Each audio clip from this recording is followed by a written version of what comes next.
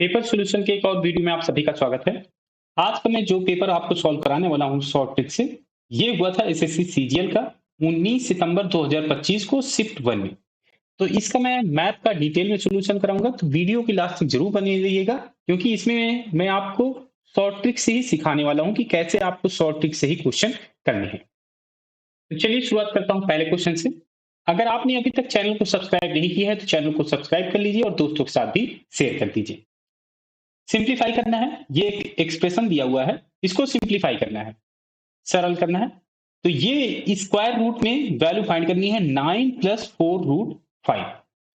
आप इसे दो तरीके से सॉल्व कर सकते हैं, या तो आप इसे दो फैक्टर में ब्रेक कर लें और इसका स्क्वायर रूट फाइंड करें, या तो एक अप्रोच हो सकती है जिससे आपका समय बचे कि आप ऑप्शंस की हेल्प ले लीजिए। ये जो ऑप्शन में नंबर दिए हुए हैं, इसका आप स्क्वायर करेंगे तो ये जो अंडर रूट के अंदर वैल्यू है, इसके बराबर की वैल्यू मिलनी चाहिए। जो भी इसे सेटिस्फाई कर देगा वही इसका आंसर हो जाएगा। तो मैं इसे ऑप्शंस की हेल्प से ही बताऊंगा कि आप कैसे इसे सॉल्व करें। तो इसका अगर हम स्क्वायर करें तो 2 का स्क्वायर 4 हो जाएगा और अंडर रूट 5 का स्क्वायर हो जाएगा 5। तो 5 और 4 9, 9 और प्लस 2 गुणे 2 गुणे रूट 5 हो जाएगा।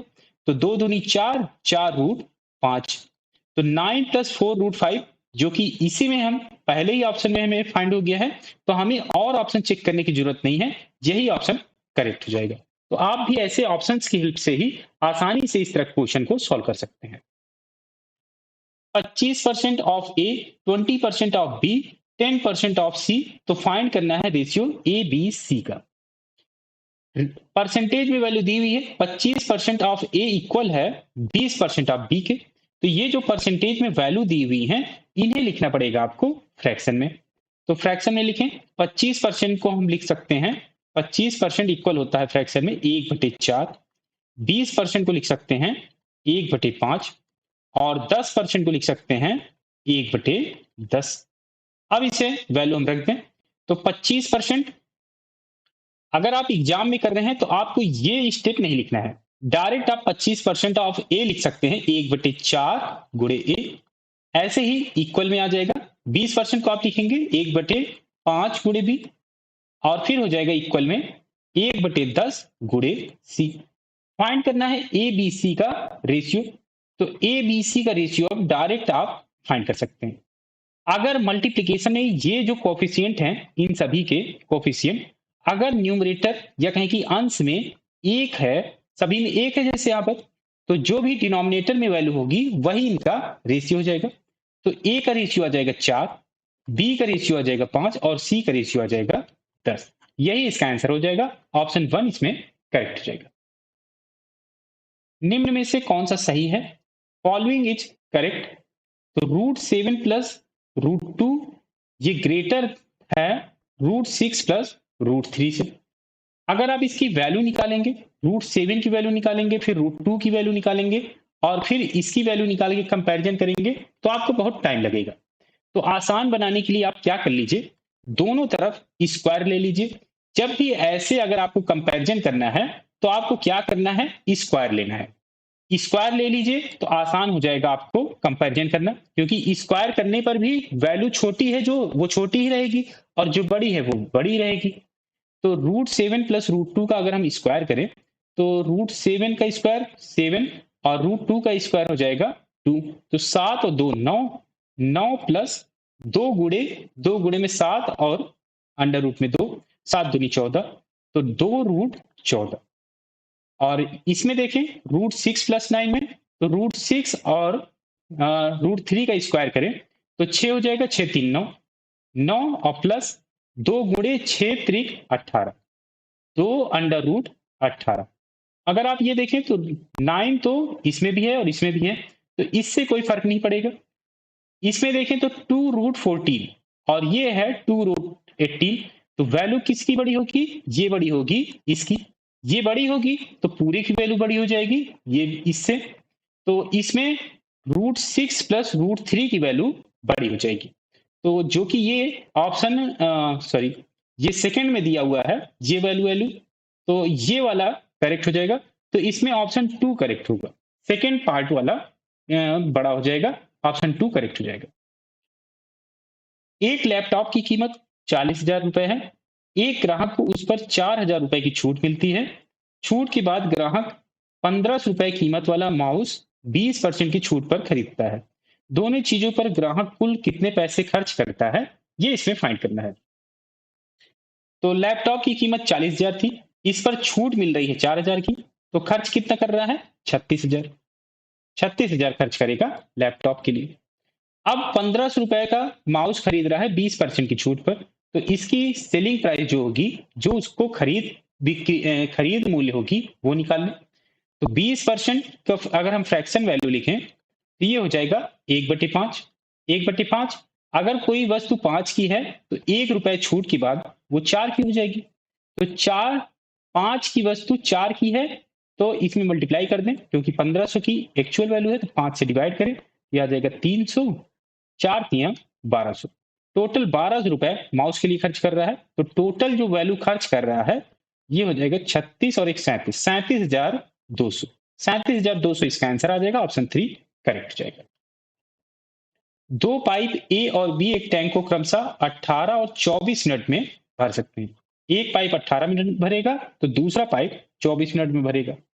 दोनों को एक साथ 6 मिनट तक खुला रखने के बाद 6 मिनट तक खुला रखा जाता है, और फिर कहा गया है कि पाइप ए की गति आधी हो जाती है और पाइप बी की गति अपनी मूल गति की दोगुनी हो जाती है। तो पहले कैपेसिटी निकाल लें। कैपेसिटी निकालने तो 24 और 18 का एलसीएम लेना पड़ेगा। 24 थी 72, 18 चौक 72, तो 72 आ जाएगा इसका कैपेसिटी। क्षमता आ जाएगी 72 की। और इसका प्रवाह दर निकालें। जिस गति से ये भर रहा है पानी, तो अगर इससे हम डिवाइड कर दें 18 चौकी 72, तो 4 की स्पीड से ये वाला पाइप भरेगा, पाइप 1, और पाइप 2 का निकालें तो 24 थी 72, 3 की स्पीड से ये भरेगा। 6 मिनट तक तो इसी स्पीड से भर रहे होते हैं। तो 1 मिनट में ये 4 भर रहा है और ये 3 लीटर भरेगा, तो 4 3 7, 7 छंग 42, 42 लीटर भर दिया गया है। बचा कितना है? 30, 30 लीटर बच गया। 30 लीटर अब कौन भरेगा? अब कैसे भरा जाएगा? तो कहा गया है कि पाइप ए की गति आधी हो जाती है। तो ये पाइप ए की गति थी, तो ये आधी हो जाएगी, तो अब बचेगी 2 की स्पीड। और पाइप बी की गति कहा गया है कि मूल गति की दोगुनी हो रही है, तो इसकी स्पीड पहले 3 थी, तो अब दोगुनी हो जाएगी, तो आ जाएगी 6। तो 2 की स्पीड ये इसकी है और 6 की स्पीड इसकी है, तो 6 और 2 8, 8 की गति से ये अब टैंक भरा जाएगा। तो अब जो टैंक खाली है, तो इसका हम वैल्यू निकाल लें। तो 8 त्रिक 24, 3 मिनट कुछ सेकंड आएगा। आपको एक नजर ऑप्शन पर भी ध्यान रखना है कि हमें एक्स्ट्रा कैलकुलेशन करने की जरूरत ना पड़े, क्योंकि अगर हम एक्स्ट्रा कैलकुलेशन करेंगे तो हमारा टाइम वेस्ट होगा। तो 3 मिनट करके कुछ वैल्यू आएगी, तो हमें और वैल्यू निकालने की जरूरत नहीं है, क्योंकि 3 मिनट में केवल पहली वैल्यू है, तो पहला ऑप्शन करेक्ट हो जाएगा। एग्जैक्ट वैल्यू निकालने की जरूरत नहीं है। x प्लस 1/x की वैल्यू -1 दी हुई है, तो ये वैल्यू फाइंड करनी है। अगर इसे हम देखें तो x plus 1/x equal to -1 होता है, और ये डायरेक्ट वैल्यू होती है x क्यूब इक्वल टू 1। जब भी ये वैल्यू आए तो हम रख सकते हैं x क्यूब इक्वल टू 1। ये आती कैसे है, ये भी मैं बता देता हूं एक बार। अगर हम x से दोनों तरफ मल्टीप्लाई कर दें तो ये हो जाएगा x² प्लस 1, और ये साइड में -1 था, तो x मल्टीप्लाई होगा तो ये आ जाएगा -x। ये -x इधर आएगा तो ये प्लस में हो जाएगा, ये हो जाएगा प्लस x इक्वल टू 0। अब दोनों तरफ हम x-1 से अगर हम मल्टीप्लाई कर दें तो 0 में x-1 से मल्टीप्लाई होगा तो ये 0 ही रहेगा। तो x-1 और ये क्या हो जाएगा, x क्यूब -1 इक्वल टू 0 हो जाएगा, और ये -1 इस साइड आएगा तो x क्यूब इक्वल टू 1 हो जाएगा। तो इसीलिए x cube equal to 1 direct हम रख सकते हैं जब ऐसी वैल्यू दी हुई हो। अगर इसी में x plus 1/x equal to 1 दिया होगा, तब आप डायरेक्ट वैल्यू रखिएगा x क्यूब इक्वल टू -1। तो आपको ये भी याद रखना है, हो सकता है कि आपके एग्जाम में ये भी आ जाए। तो अब इसमें हम रखते हैं वैल्यू, x क्यूब की वैल्यू पता है, तो x क्यूब की वैल्यू रख दें, तो x की पावर 4 को हम लिख सकते हैं x cube into x, x cube की जगह हम 1 रख दें तो ये आ जाएगा एक्स। ऐसे ही एक्स की पावर 4 को जैसे एक्स वैल्यू आई है तो ये भी आ जाएगा 1 अपॉन एक्स और प्लस 2x²। एक्स स्क्वायर को हम लिख सकते हैं एक्स क्यूब अपॉन एक्स लिख सकते हैं। एक्स क्यूब की वैल्यू क्या लिख सकते हैं 1, क्योंकि यहां से हम 1 लिख दें, ये आ जाएगा 1/x। तो ये 2x² था, अगर हम 2 से मल्टीप्लाई कर दें तो यहाँ भी हो जाएगा, 2 यहाँ से हो जाएगा, ये आ जाएगा 2/x लिख सकते हैं, प्लस 2/x²। एक्स स्क्वायर को हम क्या लिख सकते हैं 1/x था, यहाँ से हमने 1/x निकाला था तो 1/x ऊपर जाएगा तो ये आ जाएगा 2x। अब इसे हम सॉल्व करें तो x प्लस 1/x, इसकी वैल्यू -1 है, -1 रख दें और प्लस ये यहाँ से अगर हम 2 कॉमन ले लें तो ये हो जाएगा 1/x प्लस x और इसकी भी वैल्यू -1 होगी तो -1 और प्लस 2 और ये -1, तो यहाँ सॉल्व करें तो ये आ जाएगा -3, इसकी वैल्यू आ जाएगी -3, ऑप्शन 1 करेक्ट हो जाएगा। सारा ने 10 जनवरी 2024 को जॉन को 6% सालाना की साधारण ब्याज दर पर 12,000 रुपए उधार दिए। जॉन 10 जुलाई 2024 को पूरी रकम वापस करने का प्लान बना रहा है। जॉन को कुल कितनी रकम वापस करनी होगी, ये इसमें फाइंड करना है। तो उधार कब लिया गया है 10 जनवरी 2024 को, और मतलब कि जब प्लान बना रहा है वापस करने के लिए तो ये डेट है 10 जुलाई 2024। कितना समय है तो जुलाई, ओ सॉरी, जनवरी होता है पहला महीना, जुलाई होता है 7वां महीना, तो इसमें से हम घटा दें तो 6 महीने के बाद वो प्लान बना रहा है कि पैसे वापस कर दिए जाए। तो 6 महीने का मतलब कि आधा साल, आधा साल में कितना ब्याज होगा उतना ही ब्याज इसमें बढ़ा के देना पड़ेगा। तो 12,000 पर आधे साल के लिए अगर हम ब्याज निकालें तो 6% सालाना है, तो आधे साल में 3% का ब्याज हो जाएगा। 3% की वैल्यू निकालने 12,000 पे, तो 12,000 में 3% की वैल्यू निकालें तो 3/100 से मल्टीप्लाई करना पड़ेगा, 2 जीरो से 2 जीरो, 12 36 आ जाएगा 360। 360 रुपए बढ़ा के देना पड़ेगा, 12,000 में 360 बढ़ाएंगे तो 12,360 देने पड़ेंगे, ऑप्शन 2 करेक्ट हो जाएगा। तो आपको भी ऐसे ही कम से कम कैलकुलेशन आपको करनी है। जैसे मैंने यहाँ पे डायरेक्ट कर लिया कि 12,000 में 360 घटेगा, तो आप डायरेक्ट ऑप्शन टिक करिएगा, ना कि यहाँ पे लिखने लगिएगा, क्योंकि आप जितना ज़्यादा से ज़्यादा समय बचा सकें उतना ही आपके लिए बेनिफिशियल होगा आगे के क्वेश्चन के लिए। यदि ए, बी और सी पैसे की 3 ऐसी राशियां हैं जिनमें बी ए पर साधारण ब्याज है, बी ए पर साधारण ब्याज है, मतलब कि ए पर ब्याज लगाएंगे तो बी ब्याज आएगा, ऐसा कहा गया है। और कहा गया है कि सी बी पर साधारण ब्याज है, सी ब्याज मिलेगा अगर बी राशि होगी तो, और ये सभी एक समय एक ही ब्याज दर पर हैं, तो इनमें से कौन सा कथन सही है ये इसमें फाइंड करना है। तो ना तो समय दिया हुआ है तो समय मान लें टी है, और ब्याज दर मान लेते हैं आर है। तो साधारण ब्याज लग रहा है, बी ब्याज मिल रहा है, बी ब्याज मिलेगा कितने पे, ए रकम पर, ए राशि पर बी ब्याज मिलेगा, तो ब्याज निकाल लें। ए की धनराशि है, इस पर आर, आर जो है ब्याज दर है, समय है टी, 100 से मल्टीप्लाई डिवाइड करना पड़ेगा तो ये आ जाएगी वैल्यू। एक इक्वेशन ये बन गई।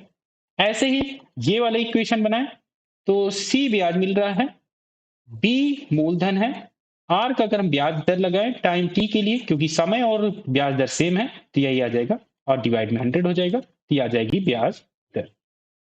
रिलेशन फाइंड करना है, क्योंकि ना तो हमें आर की वैल्यू पता है ना टी की वैल्यू पता है, तो इसे एलिमिनेट करना पड़ेगा।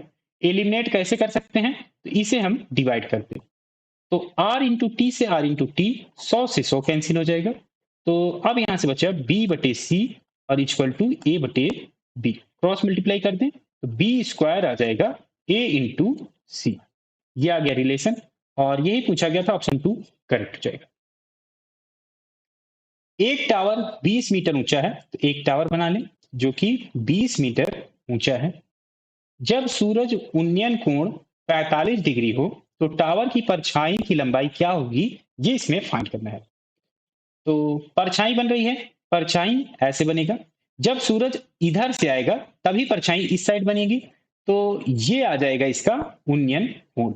उन्नयन कोण दिया हुआ है कि ये है 45 डिग्री। तो ये टावर है तो ये 90 डिग्री बनेगा। ये 90, ये 45, तो ये भी 45 बनेगा। ये कोण और ये कोण इक्वल है, तो इनके आमने सामने की भुजाएं जो होगी वो समान होगी, क्योंकि कोण इक्वल है तो इनकी एक सामने की भुजाएं भी इक्वल होंगी। तो 45 के सामने ये वाली भुजा बन रहा है जिसकी वैल्यू 20 मीटर है, तो 45 डिग्री यहां भी बन रहा है, तो इसके भी सामने भी 20 मीटर ही होगा। और यही पूछा गया था कि परछाई की लंबाई आ जाएगी 20 मीटर। ऑप्शन 2 करेक्ट हो जाएगा। एक गोले में से 5 सेंटीमीटर त्रिज्या वाला एक अर्ध गोला काटा जाता है। अर्ध गोले का आयतन क्या है ये इसमें फाइंड करना है। तो एक गोला है, उसमें से 5 सेंटीमीटर त्रिज्या वाला एक अर्ध गोला काटा जाता है। अर्ध गोले का आयतन उसमें पूछा गया है। तो जो अर्ध गोला काटा गया है उसी की त्रिज्या दी हुई है, तो इसमें आपको फिगर बनाने की भी जरूरत नहीं है, क्योंकि अर्ध गोला की आयतन इसमें फाइंड करना है, वॉल्यूम फाइंड करना है। और जो त्रिज्या दिया हुआ है ये 5 सेंटीमीटर दिया हुआ है, तो आप डायरेक्ट फार्मूला रखकर ही आंसर निकाल सकते हैं। तो आयतन हो जाएगा, अर्धगोला है तो 2/3, हेमी स्फीयर है तो ये हो जाएगा 2/3 पाई आर क्यूब। अब इसमें वैल्यू रखें तो ये हो जाएगा 2/3। तो अगर आप ऑप्शन में देखें तो पाई की वैल्यू इसमें हमें नहीं रखना है, पाई हमें ऐसे ही रखना है। तो इसीलिए मैं कहता हूं कि एक नजर आपकी ऑप्शन पर भी होनी चाहिए, क्योंकि अगर आप पाई की वैल्यू रख देते तो फिर से आपको कैलकुलेशन करना पड़ता। तो 2/3 पाई को हम ऐसे रखते हैं। आर आर हो जाएगा यहाँ से 5 का क्यूब 125। 125 का 2 से मल्टीप्लाई होगा तो ये हो जाएगा 250। 250/3 पाई। और ये है ऑप्शन 3 में, तो ऑप्शन 3 करेक्ट हो जाएगा। एक ठोस गोले को एक घन के अंदर रखा जाता है कि वह उसकी सभी 6 सतहों को छूता है। घन के आयतन का कितना प्रतिशत हिस्सा गोले ने नहीं घेरा है ये इसमें फाइंड करना है। घन के अंदर गोला रखा जाता है तो जो उसकी त्रिज्या होगी, त्रिज्या वो गोले के भुजा के आधी होती है। मान ले घन की भुजा है ए है, तो ये उसकी आधी होगी। त्रिज्या जो होगी घन की भुजा की आधी होगी। जिसको नहीं समझ में आया है, जिनको नहीं पता है, तो उसके लिए मैं जो अपर वाला पार्ट होगा, ऊपर से जो इसका व्यू होगा वो बना दूं। ऐसे बनेगा कुछ ऐसे। तो ये भुजा होगी यहां से यहां तक, और यही हो जाएगा इसका डायमीटर, व्यास। तो व्यास किसके बराबर हो जाएगा, व्यास बराबर हो जाएगा उसकी भुजा के। तो व्यास 2r होगा, तो 2r इक्वल टू ए हो जाएगा। तो r की वैल्यू यहां से आ जाएगी a/2। वैल्यू हमें फाइंड करना है, तो आसान बनाने के लिए a की वैल्यू ले लें 2। a की वैल्यू 2 ले लें तो ये जो त्रिज्या आ जाएगी यहां से 1 आ जाएगी, और जो भुजा हो जाएगी ये 2 हो जाएगी। अब हमें फाइंड करना है घन के आयतन का कितना प्रतिशत हिस्सा गोले ने नहीं घेरा है। तो अगर हम आयतन निकाल लें, दोनों का आयतन निकाल लें और डिफरेंस ले लेंगे, तो गोले का आयतन हो जाएगा 2 की भुजा है तो 2 का क्यूब हो जाएगा, तो ये आ जाएगी 8। इसका रेशियो ले लें आसान बनाने के लिए, ये हो जाएगा क्यूब का और ये हो जाएगा स्फीयर का वॉल्यूम। तो स्फीयर का वॉल्यूम निकालें, ये हो जाएगा 2/3 पाई। पाई की वैल्यू हो जाएगी 22/7, और त्रिज्या 1 है तो 1 का क्यूब करेंगे तो 1 ही होगा। तो इसे हम सॉल्व करें तो 2 से स्फीयर की वैल्यू हो जाएगी 4/3। 2/3 नहीं बल्कि 4/3 होगी। तो 4 दूनी 8, 8 से 8 कैंसिल हो जाएगा। तो अगर हम इसे क्रॉस मल्टीप्लाई कर दें तो ये आ जाएगा 7×21 अनुपाते 11। यहाँ से 11 बचा हुआ था, 21/11। तो क्यूब का अगर आयतन 21 था तो स्फीयर का आयतन 11 होगा। तो इसने कितना नहीं घेरा है, तो इसमें से हम डिफरेंस ले लें तो ये 10 भाग जो है नहीं घेरा। कितने में से, 21 में से। तो इतना भाग उसने नहीं घेरा, परसेंट में निकालना है तो 100 से मल्टीप्लाई कर दें। तो मल्टीप्लाई करें तो 100×10 आ जाएगा 1000 डिवाइड में 21। 21 चौके 84, यहाँ बचा 16, 160 बचा। 21 सत्ते 147, तो 47 दशमलव समथिंग वैल्यू आएगी, और 47 में केवल ऑप्शन 1 में ही दिया हुआ है, तो ऑप्शन 1 करेक्ट हो जाएगा। एक आयताकार प्रिज्म की भुजाओं का अनुपात 4:5:6 है। यदि प्रिज्म का आयतन 960 सेंटीमीटर क्यूब है तो उसकी सबसे लंबी भुजा की लंबाई क्या है, ये इसमें फाइंड करना है। सबसे लंबी भुजा की लंबाई इसमें फाइंड करना है। तो सबसे लंबी भुजा इसमें कौन सी होगी, जिसका अनुपात सबसे ज्यादा दिया होगा। तो ये अनुपात है 6 का। तो अगर हम इसका मल्टीप्लायर अगर x मान लें, ये जो भुजाएं होंगी ये हो जाएगी 4x, और ये हो जाएगी एक 5x ये वाली, और ये हो जाएगी 6x। तो जो भी लंबी भुजा होगी वो 6 का ही मल्टीपल होगा। अगर 6 का मल्टीपल देखें, या कहें कि वो नंबर जो होगी वो 6 से ही डिवाइड होगी केवल। तो अगर ऑप्शन में अगर आप देखें तो ऑप्शन 1 में ही ऐसी वैल्यू है जो 6 से डिवाइड हो सकती है। तो ऑप्शन 1 इसमें करेक्ट हो जाएगा। हमें कैलकुलेशन भी करने की जरूरत नहीं है, क्योंकि जो भी वैल्यू होगी वो 6 से डिविजिबल होनी चाहिए, और केवल ऑप्शन 1 में ही जो वैल्यू आई है वो 6 से डिविजिबल है। तो यही इसका आंसर हो जाएगा। इसका मैं सॉल्यूशन भी बता देता हूं, लेकिन ऐसा अगर एग्जाम में क्वेश्चन आएगा तो आपको ऐसे ही करना है। तो अनुपात दिया हुआ है, भुजाओं का अनुपात दिया हुआ है 4:5:6, और आयतन दिया हुआ है 960। आयताकार प्रिज्म है, तो आयताकार प्रिज्म का जो आयतन होता है ये हो जाएगा लंबाई गुणे चौड़ाई गुणे ऊंचाई। लंबाई मान लें ये है 4x, ऊंचाई इसकी चौड़ाई 5x, और ऊंचाई 6x है। तो ये जो वैल्यू हो जाएगी 4×5 = 20, 20×120, और x है सभी में, एक्स क्यूब आ जाएगा मल्टीप्लीकेशन में, इक्वल टू ये आयतन 960 के इक्वल होगा, तो 960 के इक्वल कर दें। 120 से इसे डिवाइड करें तो ये आ जाएगा 8। एक्स क्यूब की वैल्यू 8 है, तो एक्स की वैल्यू आ जाएगी 2। एक्स की वैल्यू 2 आ गई, सबसे बड़ी भुजा निकालनी है, तो एक्स की वैल्यू यहाँ रख दें, यही हो जाएगी इसकी बड़ी भुजा। तो 6 दूनी 12, 12 सेंटीमीटर इसका आंसर हो जाएगा। एक शंक्वाकार बाल्टी को ऊपर से उसकी ऊंचाई के 1/3 हिस्से पर काटा जाता है। दोनों हिस्सों, ऊपरी हिस्से और निचले हिस्से का आयतन का अनुपात क्या होगा, ये इसमें फाइंड करना है। तो शंक्वाकार बाल्टी है, एक शंक्वाकार बाल्टी बना लें।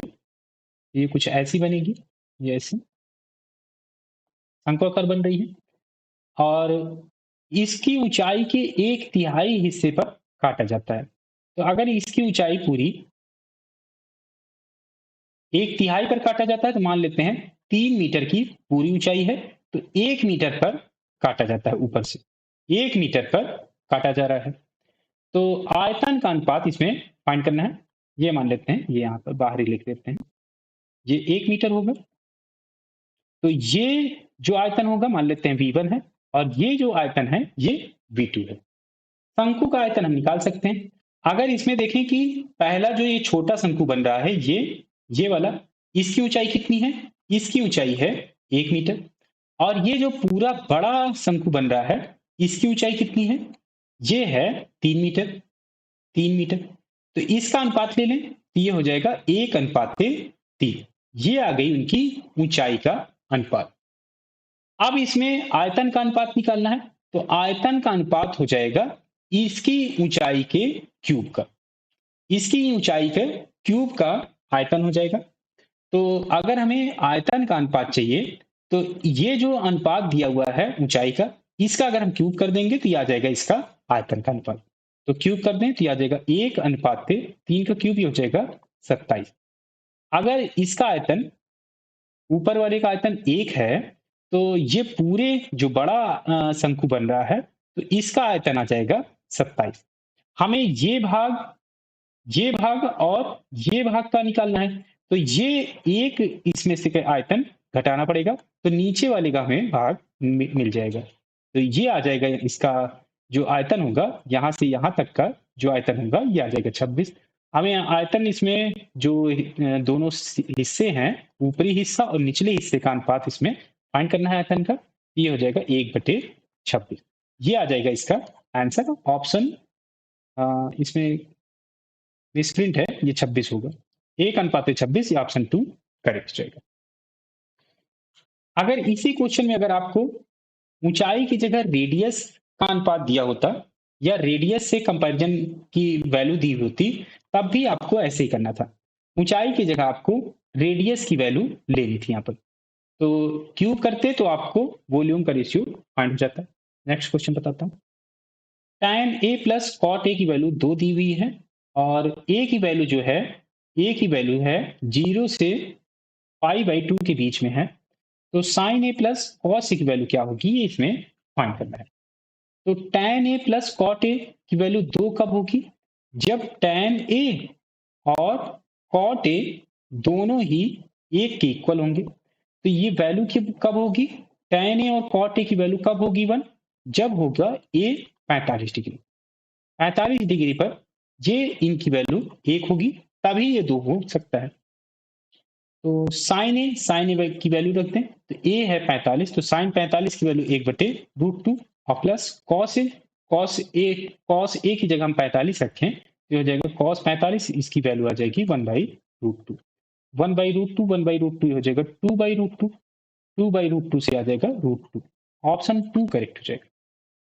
Sign 20 degree into cos 10 degree plus cos 20 degree into sine 10 degree का मान इसमें फाइंड करना है कि क्या होगा। तो sign A cos A sine B जैसा फार्मूला बन रहा है, तो ये होता है साइन ए प्लस बी, तो 20 और 10 ये हो जाएगा 30। तो साइन 30 की वैल्यू इसमें फाइंड करनी पड़ेगी। तो साइन 30 की वैल्यू होती है 1/2। ऑप्शन 1 करेक्ट हो जाएगा। y equal to 4x minus 5 का ग्राफ किस बिंदु से होकर गुजरता है, ये इसमें फाइंड करना है। तो इसमें सभी ऑप्शन चेक करने पड़ेंगे। अगर पहला ऑप्शन ले लें 1 कॉमा -1 रखें, y की वैल्यू -1 और x की वैल्यू 1 रख दें, तो ये हो जाएगा -1 इक्वल टू x की वैल्यू 1 रखें यहाँ पर, तो 4 एकम 4, 4 में से 5 जाएगा तो -1, -1 इसके इक्वल हो गया। तो ये ऑप्शन 1 करेक्ट हो जाएगा। लेकिन ऐसा आपको नहीं करना है। जब ऑप्शन में आपको ऑल द एबव दिखे तब आपको सभी ऑप्शन चेक करने हैं, क्योंकि ये भी हो सकता है कि सभी करेक्ट हो रहे हों या सभी सेटिस्फाई कर रहे हों। तो आपको ऑप्शन 2 भी चेक करना पड़ेगा, ऑप्शन 3 भी चेक करना पड़ेगा। तो दूसरा जो कोऑर्डिनेट्स दिए हुए हैं ये रखें, तो x की वैल्यू 0 रख दें और y की वैल्यू -5 रखें, तो -5 और x की वैल्यू 0 रखें, तो ये 0 -5 ये भी सेटिस्फाई कर गया। 2,3 रखें, तो 3 इक्वल टू हो जाएगा 4 दूनी 8, 8 में से 5 जाएगा तो आ जाएगा 3, ये भी सेटिस्फाई हो गया। तीनों जो बिंदु हैं ये तीनों सेटिस्फाई कर रहे हैं, तो all of the above correct हो जाएगा। ऑप्शन 4 करेक्ट होगा इसमें। एक वृत्त के एक सेक्टर का केंद्रीय कोण 60 डिग्री है और त्रिज्या 9 सेंटीमीटर है, तो उसी वृत्त के दूसरे सेक्टर का कोण, केंद्रीय कोण जो दिया हुआ है ये पाई/3 रेडियन है। पहले सेक्टर के क्षेत्रफल और दूसरे सेक्टर के क्षेत्रफल का अनुपात क्या है, ये इसमें फाइंड करना है। केंद्रीय कोण पहले सेक्टर का दिया हुआ है कि 60 डिग्री है और त्रिज्या दिया हुआ है 9 सेंटीमीटर, और दूसरा सेक्टर जो दिया हुआ है कि वही वृत्त है, तो वही वृत्त है तो त्रिज्या इसकी भी सेम रहेगी 9 सेंटीमीटर। और ये जो केंद्रीय कोण है पाई/3, ये डिग्री में है तो इसे भी डिग्री में बदल लें, तो पाई/3 को अगर हम डिग्री में बदलें तो ये हो जाएगा 180/3, 60 डिग्री। 60 डिग्री का ये कोण है और 60 डिग्री का दूसरा भी कोण आएगा, तो इसका जो क्षेत्रफल होगा ये 1:1 के अनुपात में होगा, क्योंकि क्षेत्रफल भी बराबर हो जाएगा। कोण बराबर है, त्रिज्या बराबर है, तो इसका जो क्षेत्रफल होगा वो भी बराबर होगा, तो अनुपात आ जाएगा 1:1। ऑप्शन 1 करेक्ट हो जाएगा। A parallelogram is a quadrilateral in which, समांतर चतुर्भुज एक ऐसा चतुर्भुज है जिसमें आमने सामने की भुजाओं का केवल एक ही जोड़ा समांतर होता है। समांतर चतुर्भुज में आमने सामने की भुजाएं इक्वल होती हैं, ये इसके साथ इक्वल होगा और ये इसके साथ इक्वल होगा। तो इसमें एक जोड़ा नहीं बल्कि दोनों जोड़े इक्वल होते हैं, समांतर होते हैं। तो ये ऑप्शन तो इनकरेक्ट हो गया। दूसरा चेक करें, सभी 4 आंतरिक कोण 90 डिग्री के होते हैं, समांतर होते हैं, लेकिन जरूरी नहीं है कि सभी कोण 90 डिग्री के हों, तो ये ऑप्शन भी इनकरेक्ट हो गया। Opposite sides are parallel and of equal length, आमने सामने की भुजाएं समांतर होती हैं और समान लंबाई की होती हैं। तो हाँ, ये आमने सामने की जो भुजाएं होती हैं ये और ये समान होती हैं और पैरेलल भी होती हैं। ऐसे ये वाली भुजा और ये वाली भुजा भी समान होती है और पैरेलल होती है, तो ये ऑप्शन 3 इसमें करेक्ट हो जाएगा। इसमें ऑल ऑफ एबव है नहीं, तो इसीलिए ऑप्शन 3 करेक्ट हो गया, तो हमें लास्ट ऑप्शन चेक करने की जरूरत नहीं है।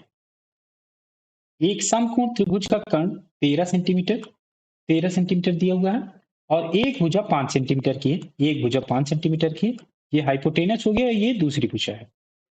एक दूसरा समकोण त्रिभुज पहले वाले के समरूप है, समरूप या कहें कि सिमिलर ट्रायंगल है दोनों, उसका कर्ण 39 सेंटीमीटर है। ये जो दूसरा त्रिभुज है इसका जो कर्ण है हाइपोटेनस ये है 39 सेंटीमीटर का। अब कहा गया है दूसरे त्रिभुज का क्षेत्रफल क्या होगा, ये इसमें फाइंड करना है। तो इसकी दूसरी भुजा तो हमें पता नहीं है, तो हम यहीं से हमें जो क्षेत्रफल निकालना पड़ेगा यहीं से पहले वाली कंडीशन से निकालना पड़ेगा। हाइपोटेनस अगर 13 है और दूसरी भुजा 5 है तो तीसरी भुजा हम निकाल सकते हैं, या अगर आपको ट्रिपलेट नहीं पता है तो आप इसे पाइथागोरस से निकाल सकते हैं कि जो तीसरी भुजा होगी वो 12 होगी। अगर आपको ट्रिपलेट पता है तो जो दो भुजाएं 13 और अगर 5 हैं तो तीसरी भुजा 12 होती है ट्रिपलेट से। अगर आपको नहीं पता है तो पाइथागोरस से आप निकाल लेंगे तो यह आ जाएगी 12। क्षेत्रफल आप यहां से हम निकाल सकते हैं। समबाहु त्रिभुज का क्षेत्रफल होता है हाइपोटेनस के जो अलग दो भुजाएं होती हैं इनका मल्टीप्लिकेशन का आधा होता है क्षेत्रफल। एरिया निकाल सकते हैं, एरिया आ जाएगा 1/2, 5 गुणे 12, 2 से ये डिवाइड करें तो आ जाएगा 6, ये हो जाएगा 30 सेंटीमीटर स्क्वायर इसका क्षेत्रफल हो जाएगा। और ये जो समरूप त्रिभुज दिया हुआ है इसका हाइपोटेनस 39 है, तो ये कितना गुना दिया हुआ है इसका, 3 गुना इसका हाइपोटेनस है, तो दूसरी जो भुजाएं होंगी वो भी 3 गुना होंगी। तो इसका जो क्षेत्रफल हो जाएगा, इसका जो क्षेत्रफल हो जाएगा इसके 3 गुना का स्क्वायर हो जाएगा, 3 गुना का स्क्वायर हो जाएगा। जितना गुना आता है उसका भी वर्ग कर देते हैं तो ये आ जाएगा इसका क्षेत्रफल। इसका क्षेत्रफल 30 है, 30, तो इसकी जो भुजा है वो 3 गुना है तो 3 का स्क्वायर कर देंगे तो आ जाएगा इसका क्षेत्रफल। 30 गुणे 9 हो जाएगा, 30 या 90, 270 सेंटीमीटर इसका क्षेत्रफल आ जाएगा। ऑप्शन 4 करेक्ट हो जाएगा। एक चतुर्भुज एबीसीडी में रेखाखंड बीडी एक विकर्ण है, तो एक अगर चतुर्भुज बना लें ए बी सी और डी, इसमें रेखाखंड बीडी एक विकर्ण है, तो ये जो बीडी है ये विकर्ण है। कहा गया है कि ए बी और सी डी इक्वल है, ए बी और सी डी ये दोनों इक्वल है, और angle A B D, angle A B D ये अगर मान लीजिए थीटा है तो एंगल सी डी बी भी थीटा होगा, सी डी बी तो ये भी थीटा हो जाएगा।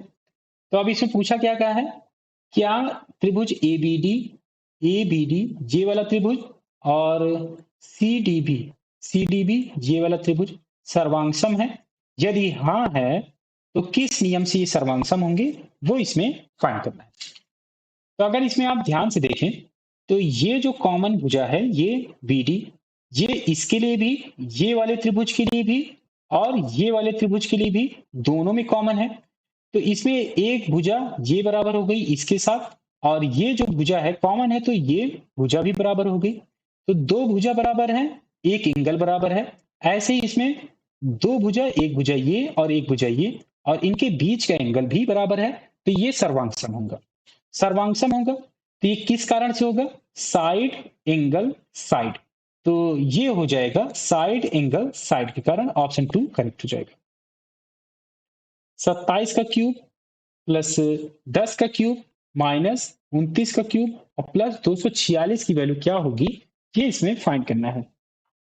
अगर आपको क्यूब नहीं पता है तो आपको कैलकुलेट करना पड़ेगा जो कि बहुत टाइम कंज्यूमिंग होगा, तो आप इसे लास्ट के लिए छोड़िएगा, क्योंकि मुझे 27 का क्यूब, 29 का क्यूब और 10 का क्यूब पता है तो मैं इसे आसानी से कर सकता हूं।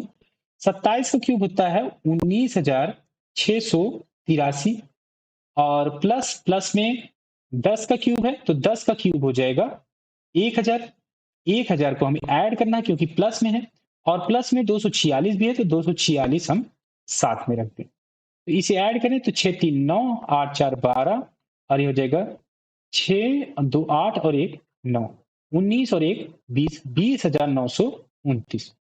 ये माइनस में है तो 29 का क्यूब होता है 24,309 नवासी, तो 24,389 ये बड़ा होगा, तो इसमें से हमें छोटा वाला घटाना पड़ेगा। तो 20,929 इसमें से घटाएं तो ये आ जाएगा 0, ये आ जाएगा 6, और यहाँ से हो जाएगा 12 में से 9 गया तो 3, और ये आ जाएगा 35, 3560, जो कि माइनस में से हमने घटाया है। तो ये जो वैल्यू आएगी यहाँ से 34 आएगी, सॉरी 3460 आएगी। तो ये है ऑप्शन 2 में, तो ऑप्शन 2 करेक्ट हो जाएगा। साइन एक्स की वैल्यू 3/5 है, और एक्स जो दिया हुआ है 0 से 90 डिग्री के बीच में है, तो फाइंड करना है 1 plus tan x upon 1 minus tan x। तो tan x की वैल्यू हम निकाल सकते हैं, tan x की साइन एक्स की वैल्यू जो दी हुई है, साइन एक्स की वैल्यू दी हुई है 3/5, ये हो जाएगा परपेंडिकुलर, और ये हो जाएगा हाइपोटेनस। तो बेस हम निकाल सकते हैं, 3 और 5 के साथ ट्रिपलेट में क्या आता है, 4 आएगा, तो बेस हो जाएगा 4। tan x की वैल्यू हमें फाइंड करना है, तो tan x की वैल्यू क्या हो जाएगी, लंब बटे आधार, परपेंडिकुलर अपॉन बेस, तो 3/4 वैल्यू आ जाएगी। तो 3/4 tan x की वैल्यू हो जाएगी। तो वैल्यू रख दें, तो ये हो जाएगा 1 प्लस 3/4, और ये हो जाएगा 1 माइनस 3/4। सॉल्व कर लें तो 4 3 7, 7/4 अपॉन 4 में से 3 जाएगा तो 1/4, 4 से 4 कैंसिल हो जाएगा, तो यह वैल्यू आ जाएगी 7। ऑप्शन 2 करेक्ट हो जाएगा। किसी बाहरी बिंदु से वृत्त पर खींची गई दो स्पर्श रेखाओं में से प्रत्येक की लंबाई 10 सेंटीमीटर है। तो एक अगर हम वृत्त बना लें, बाहर से कोई बिंदु से ये स्पर्श रेखा खींची जाती है, इसकी लंबाई है 10 सेंटीमीटर यहां तक की। यदि त्रिज्या 6 सेंटीमीटर है, त्रिज्या यहां से अगर हम परपेंडिकुलर डालें तो ये हो जाएगी त्रिज्या, तो ये वैल्यू है 6 सेंटीमीटर। तो बाहरी बिंदु से वृत्त के केंद्र की अनुमानित दूरी क्या होगी, यहां से यहां तक की जो दूरी होगी, ये वाली दूरी, ये फाइंड करना है। तो ये परपेंडिकुलर होता है, तो इसकी वैल्यू फाइंड करने के लिए क्या करना पड़ेगा, पाइथागोरस लगा दें। तो इसकी वैल्यू हो जाएगी 10 का स्क्वायर, यह आ जाएगा 100, और प्लस 6 का स्क्वायर, ये हो जाएगा 36। तो अंडर रूट में आ जाएगा 136। वैल्यू जो दी हुई है, ये फ्रैक्शन में नहीं बल्कि इसमें कंप्लीट वैल्यू दी हुई है, इंटीजर में वैल्यू दी हुई है, तो लगभग पूछा गया है। तो 12 का स्क्वायर 144 होता है, तो लगभग वैल्यू आएगी 12, अनुमानित वैल्यू पूछी गई थी। तो ये है ऑप्शन 3 में, तो ऑप्शन 3 करेक्ट हो जाएगा। 5 और 12 लंबाई वाली भुजाओं वाले एक समकोण त्रिभुज के अंदर एक वृत्त बना है। वृत्त की त्रिज्या क्या है, ये इसमें फाइंड करना है। तो इन सर्कल जो होगा उसका रेडियस फाइंड करना है। तो इन सर्कल का जो रेडियस होता है वो होता है delta by S. Delta delta ये हो जाएगा त्रिभुज का, जो त्रिभुज होगा उसका क्षेत्रफल। तो क्षेत्रफल हम निकाल सकते हैं। 5 और 12 लंबाई वाली भुजाओं वाले एक समकोण त्रिभुज। तो ये जो 5 और 12 दी हुई है, ये दी हुई है नॉन हाइपोटेनस वैल्यू। तो कर्ण वाली वैल्यू नहीं है, तो इसमें से हम क्षेत्रफल निकाल सकते हैं। ये हो जाएगा 1/2, ये दोनों लंबाई का मल्टीप्लीकेशन, तो 5 गुणे 12, 2 से मल्टीप्लाई सॉरी डिवाइड करें तो आ जाएगा 6, यहाँ से आ जाएगा 30। डेल्टा की वैल्यू आ गई 30। और एस एस क्या होगा, सेमी पेरीमीटर, सेमी पेरीमीटर हो जाएगा। 5 और 12 के साथ समकोण त्रिभुज में ट्रिपलेट लगता है, तो 5 और 12 के साथ जो भुजा होगी वो आएगी 13। तो तीसरी भुजा आ जाएगी 13। यहां से हम पेरीमीटर निकाल सकते हैं, परिमाप, अर्ध परिमाप। 5 12 17, 17 और 13 हो जाएगा 30, 30 का आधा हो जाएगा 15, 15 से डिवाइड करना पड़ेगा, तो 15 से ये डिवाइड होगा, यह आ जाएगा 2 सेंटीमीटर इसकी त्रिज्या हो जाएगी। ऑप्शन 1 करेक्ट हो जाएगा। मान निकालना है 0.5 का होल क्यूब प्लस 0.1 का होल क्यूब माइनस 0.6 का होल क्यूब, और डिवाइड करना है 3 गुणे 0.5, 0.1, 0.6। यही जो वैल्यू दी हुई है 0.5 यहाँ पर है, फिर 0.1 जो वैल्यू दी हुई थी यहाँ पर है, 0.6 जो दी हुई है ये यहाँ पर है। और इसमें अगर आप देखें, क्योंकि ये सभी मल्टीप्लीकेशन में है और ये क्यूब में है, तो इसमें अगर आप देखें 0.5 और ये एडिशन में है, तो 0.1 और ये माइनस में है तो ये माइनस में कर दें, -0.6। इसे अगर हम सॉल्व करें तो ये आ जाएगा 0.5 और 1.6, 0.6 से 0.6 कैंसिल हो जाएगा तो ये आ जाएगा 0। अगर इसे हम a मान लें, ये b मान लें और ये c मान लें, c, तो a plus b plus c की वैल्यू 0 हो गई है। तो a cube plus b cube plus c cube equal to हो जाएगा 3 into a into b into c। तो ये इसकी इक्वल हो जाएगा। तो इसमें भी ऐसे ही रख दें, तो इसमें रखें तो ये हो जाएगा a cube plus b cube और ये माइनस में है तो इसे अंदर ले जाएं तो माइनस सी का होल क्यूब हो जाएगा अपॉन ये हो जाएगा 3 और ये हो जाएगा a इंटू बी और ये c है तो ये आ जाएगा c। सॉल्व कर लें तो ये हो जाएगा। यहां से अब हम इसकी वैल्यू रख सकते हैं, यहां से ये यहां से, तो ये हो जाएगा 3 इंटू ए इंटू बी इंटू सी, सी की जगह माइनस सी है तो माइनस सी आ जाएगा अपॉन में 3 है तो 3 से 3 कैंसिल हो जाएगा, लेकिन यहाँ पर -1 था, ये आ जाएगा -1 इसका आंसर आ जाएगा, ऑप्शन 1 करेक्ट हो जाएगा। तो इसमें आए हुए सभी क्वेश्चन मैंने आपको करा दिए हैं, जितने भी सॉल्व ट्रिक्स लग सकते थे मैंने आपको लगाए हैं, और जो एक्स्ट्रा कॉन्सेप्ट भी बन सकते थे जो आपके एग्जाम में आ सकते हैं उनको भी मैंने आप कोशिश किया है कि आपको बताया जाए। तो अगर ये वीडियो आपको अच्छी लगी हो तो लाइक करिए, दोस्तों के साथ शेयर करिए, चैनल को सब्सक्राइब नहीं किया है तो चैनल को सब्सक्राइब भी कर लीजिए और दोस्तों के साथ भी शेयर कर दीजिए।